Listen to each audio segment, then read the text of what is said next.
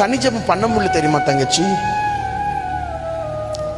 எந்த மனுஷனும் தனி ஜெபத்துல போன உடனே தேவ பிரசன்னத்தை உணர்ந்துட முடியாது. குறைஞ்சது 45 நிமிஷம் ஆகும், 45 மினிட்ஸ் ஆகும்.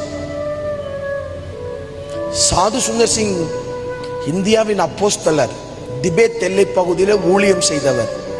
அவர் எப்படி மரித்து போனார் என்று யாருக்குமே தெரியல. அவர் தனி ஜெபம் பண்ண 45 நிமிஷம் தேவ பிரசன்னத்துக்காக போராடுவாராம். 45 நிமிஷம் தேவ பிரசன்னத்துக்காக போராடுவாராம். தம்பி தங்கச்சி, நீ இப்ப பிசாசு கிட்ட போய், பிசாசே எங்க சர்ச்சில் 40 நாள் லெந்த் டேஸ்க்கு காலையில 5 மணிக்கு பிரேயர் வச்சிருக்கிறாங்க, நான் போகட்டா அப்படின்னு கேட்ட பிசாசு என்ன சொல்லுவான்? போகாதன்னு சொல்லுவான். சொல்றியா தங்கம்? இல்ல, நீ போ, காலையில் 5 மணிக்கே போ. அதிகாலையில் என்னை தேடுகிறவன் கண்டறிவனு ஏசப்பா சொல்லியிருக்கார்ல, 5 மணிக்கே நீ போ அப்படிமா. அடுத்து பிசாசு கிட்ட, பிசாசே எங்க சர்ச்சில் வெள்ளிச்சனி நேரம் கன்வென்ஷன் கூட்டம் வச்சிருக்கிறாங்க, சனிக்கிழமை ஃபாஸ்டிங் பிரேயர் வச்சிருக்கிறாங்க, நான் போட்டுமா அப்படின்னு கேட்ட பிசாசு சொல்லுவான், அப்பாடா போ, எனக்கும் கொஞ்சம் ஜோம் நீட்டுவான். பிசாசே திறப்பின் வாசல் ஜெபத்தை மோகன் அங்கிள் வச்சிருக்கிறாங்க, அங்க இக்னேட்டஸ் ஃபெலோஷிப்லாம் வச்சிருக்கிறாங்க, நான் போகட்டுமா? பிசாசு சொல்லுவான், தைரியமா போ, தேசத்துக்காக திறப்பில் நெல் அப்படிமா. உன்னை பிசாசு எல்லா ஜெபத்துக்கும் உன்னை அனுமதிப்பா.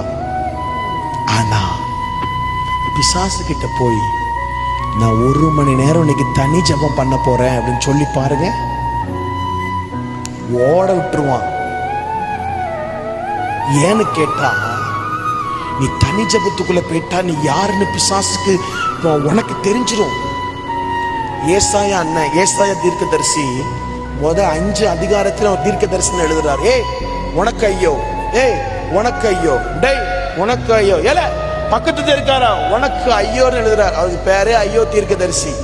ஆனா 6வது அதிகாரத்துல 1வது வசனம் சொல்லுகிறது, உசியா ராஜா இறந்த அதே வருஷத்தில் ஏசாயா தேவாலயத்திற்குள் பிரவேசித்தான். அப்பொழுது உயரமும் முன்னதுமான சிங்காசனத்தில் வீற்றிருக்கிற ஆண்டவரை கண்டவுடனே ஏசாயா முகம் குப்புறமாய் விழுந்து, ஐயோ நான் அதமானேன், நான் அசுத்த உதடுள்ள மனுஷன் என்று சொல்லி